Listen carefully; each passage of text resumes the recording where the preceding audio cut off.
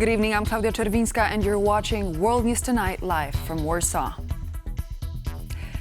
We want to take care of our planet, but we have to do it at a pace which the people can accept, said Poland's Foreign Minister Radosław Sikorski, speaking exclusively to TVP World in response to an EU ministerial decision to water down the 2040 climate targets. More on that in just a moment, but first, more top stories of the day. Belgian airports left paralyzed after multiple drone sightings. Far-right politician Tomio Okamura becomes Speaker of the Czech Parliament. Democrats score a major victory in the off-year elections in the US. And crypto-based funding proposal for Polish Olympic medalists sparks controversy. Wednesday saw a revision of policy from the European Union as the bloc's ministers agreed to a deal easing the 2040 target for cutting emissions and laid out a new climate plan to be adopted by 2035. To get more on what the redesigned deal is going to look like and why it has been positively received in Warsaw, our EU correspondent Angela Skujins reports from Brussels.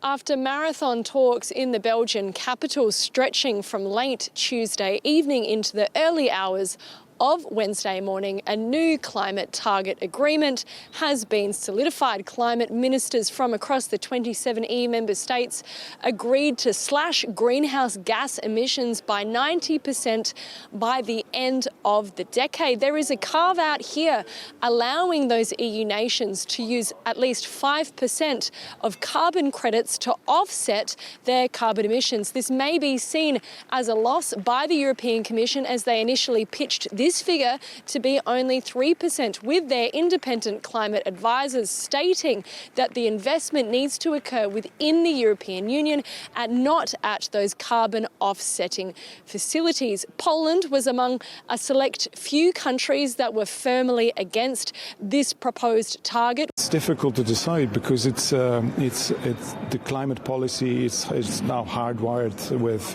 industrial policy, with economic policy. So for everyone is a very tough decision and it's tough choices. So, I don't expect this will be any easier. But the good thing is, and the good news is that we have a text and now we'll work on it.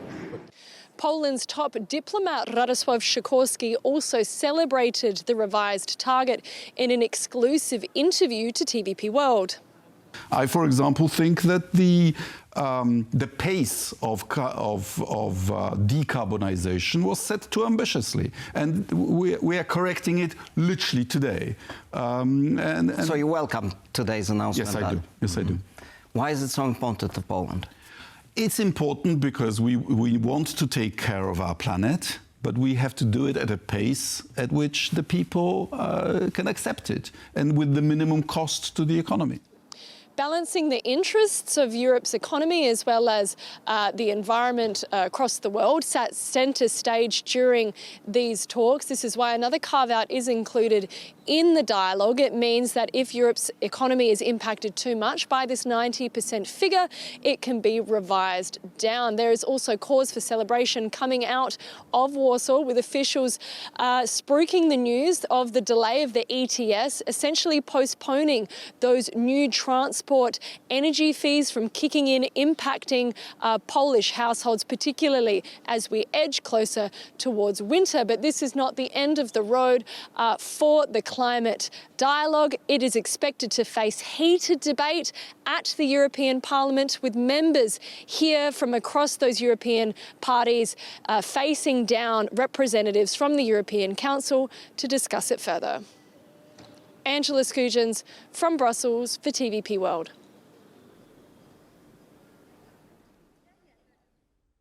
What is the state of Polish foreign policy 6 months after Foreign Minister Radosław Sikorski laid out his government's priorities for the country in 2025? In a dynamically changing political landscape, have the goals changed? Kazimierz Łysiak takes a look at the goals outlined in April, as well as how much has been achieved. The war in Ukraine is about to enter its 4th year. The Russian invasion is affecting all of Europe, but especially Ukraine's biggest NATO neighbor, Poland. Speaking exclusively to TVP World, Polish Foreign Minister Radosław Sikorski put it bluntly. What keeps you awake at night? Well, we have a war at our borders. Whether Poland likes it or not, the Russian invasion happening just beyond its borders is the single biggest factor shaping Warsaw's foreign policy. This was reflected in the speech given by Foreign Minister Sikorski in Parliament in April this year. The war in Ukraine is the cause of the growing uncertainty, but also the result of changes that have been taking place for a long time. During the speech, Minister Sikorski laid out 4 main priorities for Poland's foreign policy. These include strengthening the country's defense and maintaining transatlantic unity, especially with the United States.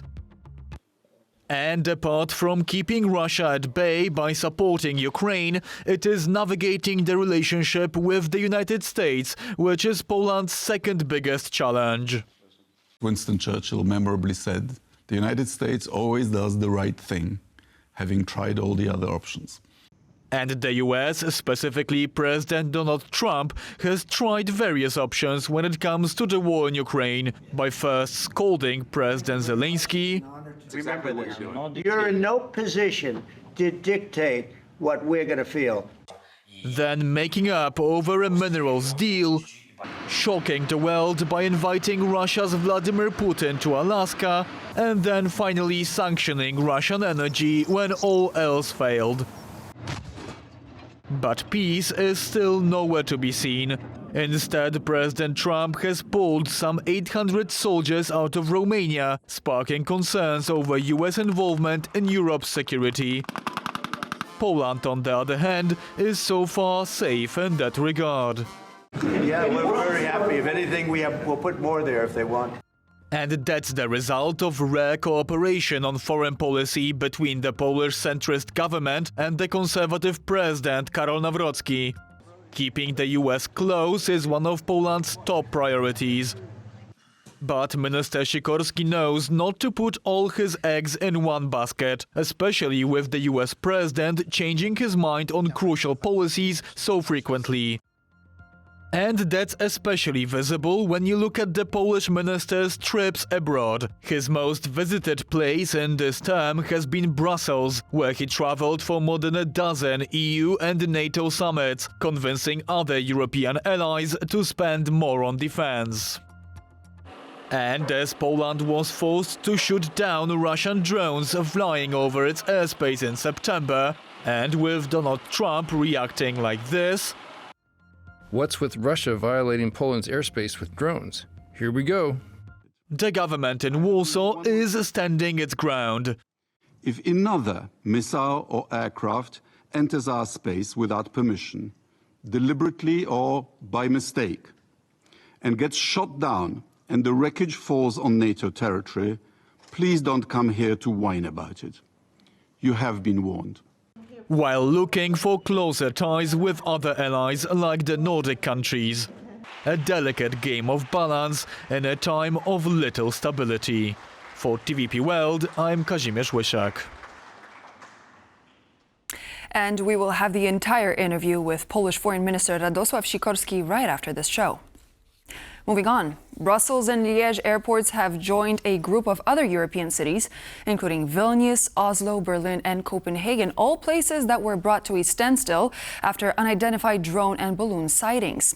Airport authorities were forced to cancel dozens of flights in what is, according to experts, yet another provocation in a long strain of incursions orchestrated by Russia as part of its hybrid warfare campaign.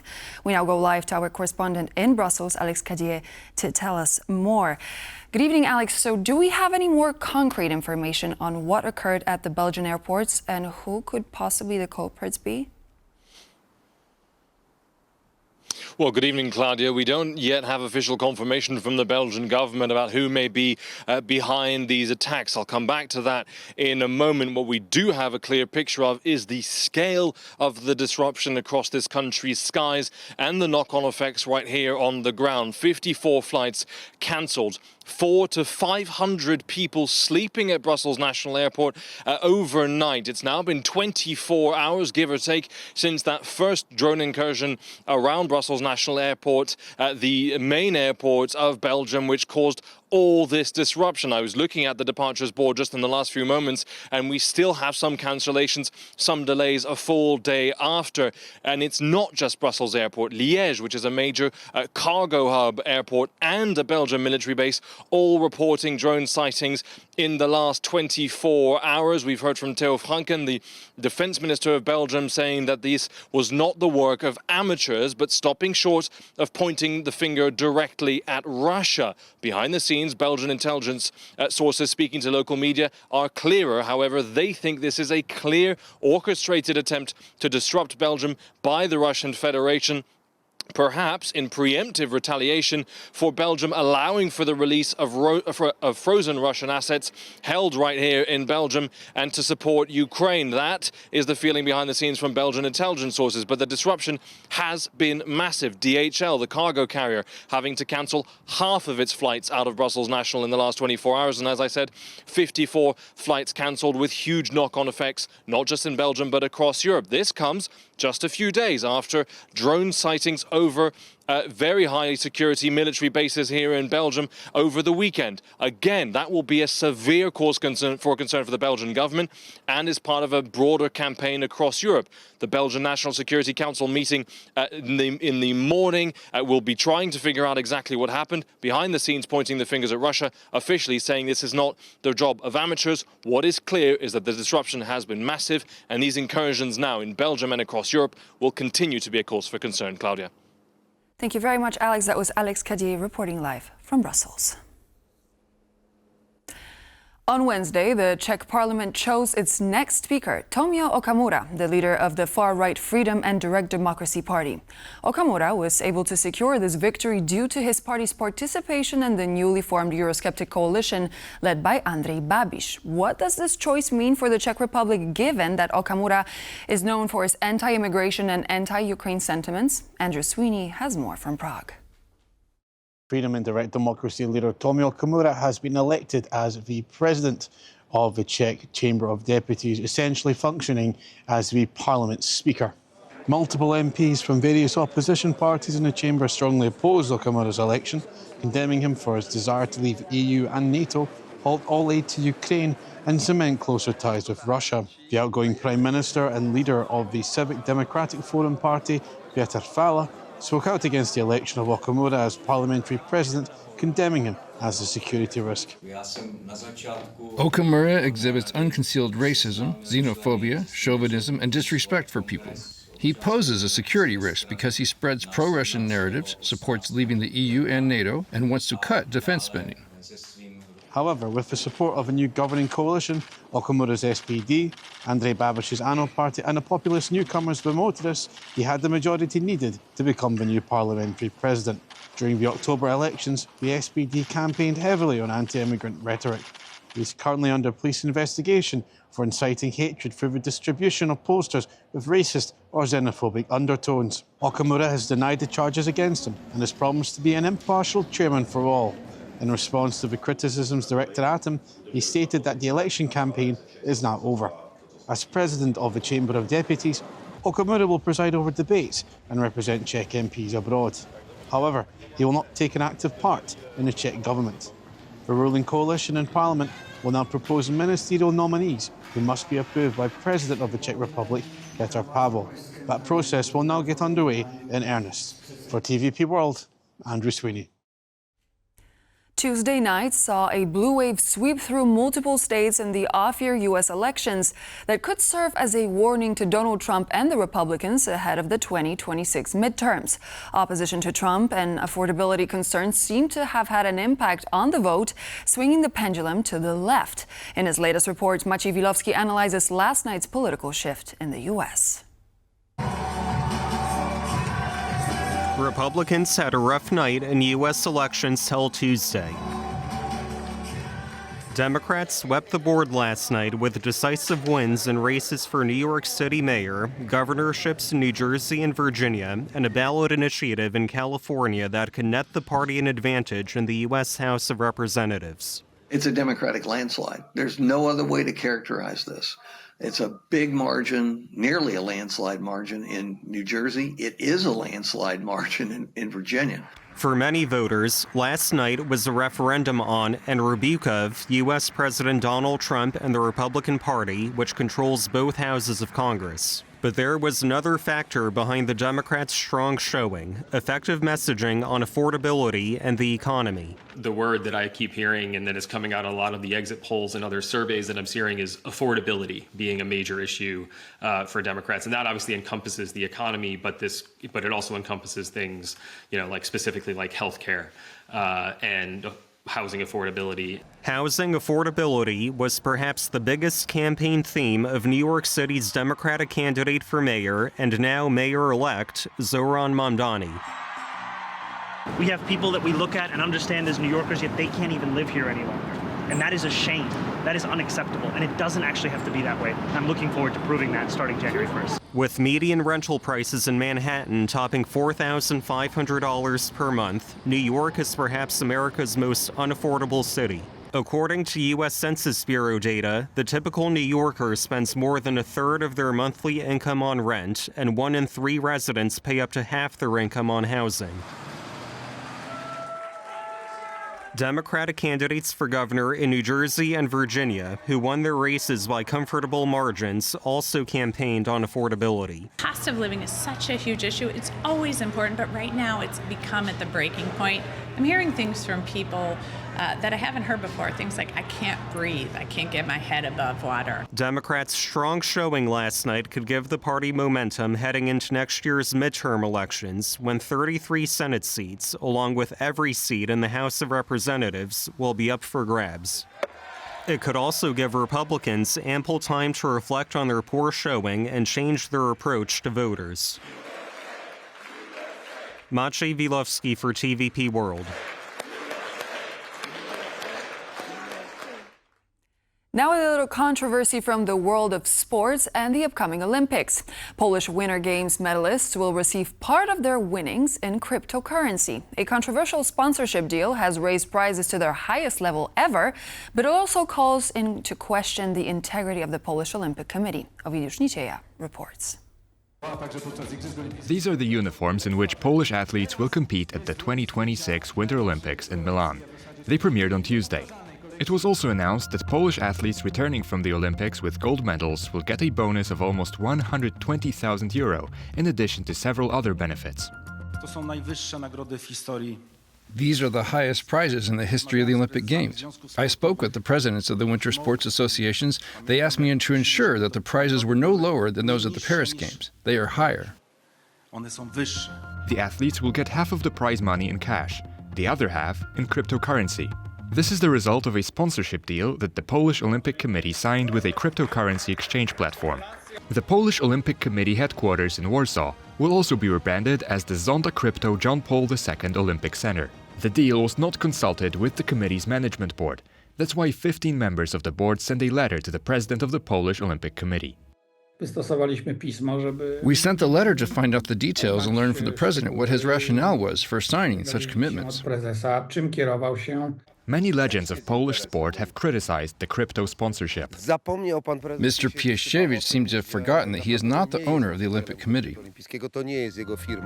This is not about technology or industry, but about values, transparency, and ethical decision-making, which are fundamental to trust in the entire Olympic movement in Poland. The president of the Polish Olympic Committee has defended himself, saying that the new partner is a legally licensed exchange that already sponsors athletes, clubs, and associations. For TVP World, Ovidiusz Nicieja.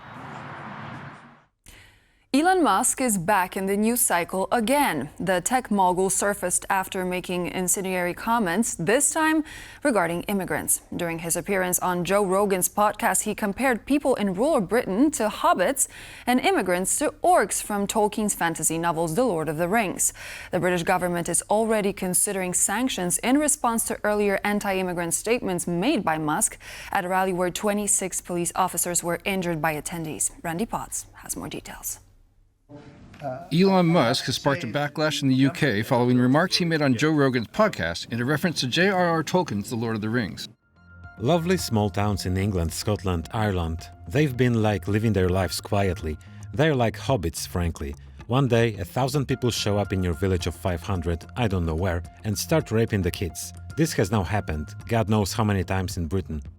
While there is no credible documentation backing up Musk's assertions, the UK has witnessed violence in relation to anti-immigration marches, demonstrations, and riots. Because Musk already has a history of incendiary remarks against the United Kingdom, the government in London is reportedly already considering sanctions against him for his previous comments. But Musk also has supporters in the UK. Well, not my grievance. First of all, thank you, Elon Musk. Thank you, Elon Musk, because if it wasn't for Elon Musk, why is it taken an American businessman to fight for our justice here and our fight against terrorism charges for journalists? It's Elon Musk being Elon Musk on Joe Rogan, and we should just see it at that and leave it at that.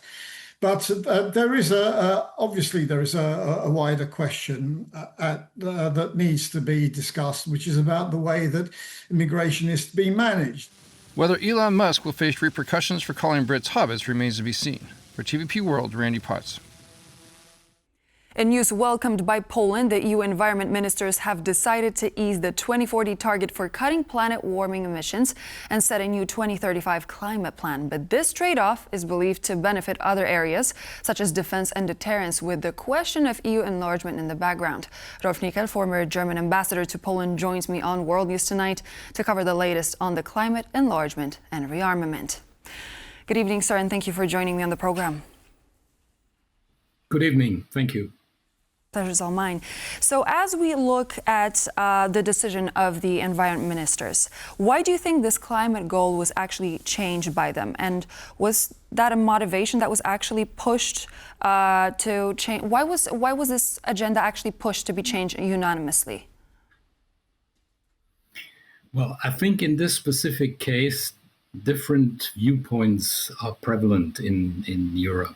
Some countries want to maintain the previous commitments. Some others were reluctant. Some others thought that that would put an obstacle to economic development. So I wouldn't necessarily say that this is due to budget distribution considerations. Rather, there is a movement within the European Union that considers that some of the goals that were actually determined, were decided, went too far, and so we came up with a compromise, which I think is pretty good and a good starting point for Europe's participation in the conference COP30 in Belém, Brazil. Mm-hmm. So the news of the change was very much welcomed by the Polish government. That's something that I've mentioned before. Why do you think that Polish government was so focused on postponing the EU's emission trading system? Well, I think a country like Poland, with its specific economic concerns, with its specific economic structure as well, has always been a little reluctant with regard to very strict criteria. And now we see that there is a possibility of actually reducing this the targets, not 90%, but 85% for those countries who actually invest in foreign countries into climate projects. So I think it's a good compromise. It's a good compromise between the different positions that we have in Europe.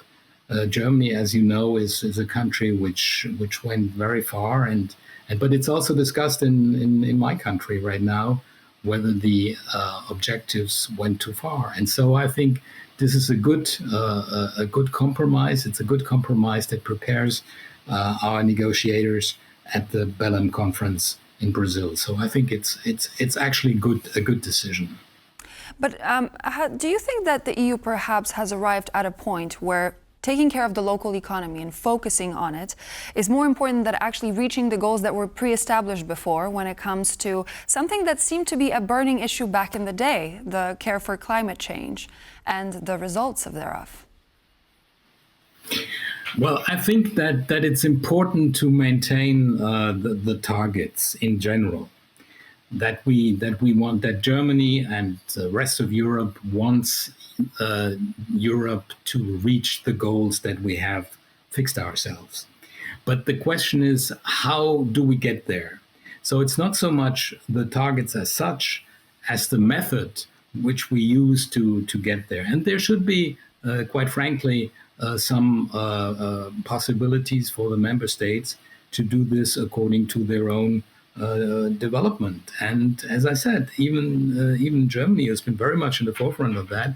There is now a debate on these issues. And I think it's right that we have this debate because the economic situation is not very good in my country right now. And so we have to think whether on the one hand we have to reach these targets, these goals, but at the same time leave opportunities for business to do this in a way that doesn't hurt the economic development. And I think that's very important. We also need to talk about the enlargement report because there is an idea floating around by the European Commission that there could be a proposed switching to a probationary period system for new countries that are joining the bloc, that are joining the EU, such as, for example, Ukraine and Moldova. In response to Marta Kosa's statement, we've heard from Ukrainian President Volodymyr Zelensky, who said, quote, Ukraine will not accept a second-tier status in the European Union and must be treated as a full member of the bloc once it is invited, end quote. Do you think that Ukraine, at this particular point in time in a situation that it finds itself, can't afford to turn away a potential EU membership, even if it involves some sort of a probation period? Well, I think we should take one step after the other. Right now, we have the enlargement package, which has been presented by the Commission. And we have just started the process. Ukraine is a candidate country. Screening has been done on the issues, and now we have to start the negotiation process. And this is going to be not an easy one, taking into account the fact that it's a country in war, and that a lot has to be done. The Commission alluded, for example, to concerns about corruption, about the state of the democracy, etc. So I think we should address those issues one after the other. Let's start the negotiations. Let's look at what's on the table. Let's look on what the countries are doing, and then take it from there. I think it's much too early now to talk about any sort of probationary period or whatever. But we have to take into account, of course, the fact that backsliding has occurred in some countries. For example, Georgia has really taken itself out of the game. And that's not the issue with Ukraine. I think Ukraine's place should be in the European Union, and it needs to be determined now in very serious negotiations, which will take a very long time. Let's not deceive ourselves, and then get to membership and see what can be done. It's much too early now to talk about these other things. Ambassador, one more question before we go. German defense giant Rheinmetall has begun construction on Lithuania's largest ever defense investment. I mean, we're looking at 300 million euros of an investment into ammunition plant. Do you think that by this very move, Rheinmetall could potentially stop Russia as an aggressor from attacking Lithuania and, by proxy, the Baltic states? Well, I think no single company, be it Rheinmetall or any other, will be able to stop the Russian war machine. this needs to be an effort by all states in Europe and including the United States. We need to muster support for Ukraine. We need to support them militarily. We need to support them by common production of things like ammunition and others, which is in the process of being done, and that is very encouraging that the industry is now also taking up the ball and investing and making sure that deterrence will actually work. But it's a common project of all of us, of the governments, the industry, and quite frankly, also about civil society when we talk about resilience against hybrid threats. I think that's very important that we all stick together in order to address this challenge coming from Russia. Thank you very much, Ambassador. Rolf Nickel, former German ambassador to Poland, was my guest on World News Tonight. Thank you once again. Thank you. My pleasure. Thank you. And so this would be all for now. Thank you very much for joining me. I'm Klaudia Czerwińska, and I hope to see you back here on TVP World for more news and features in just a moment.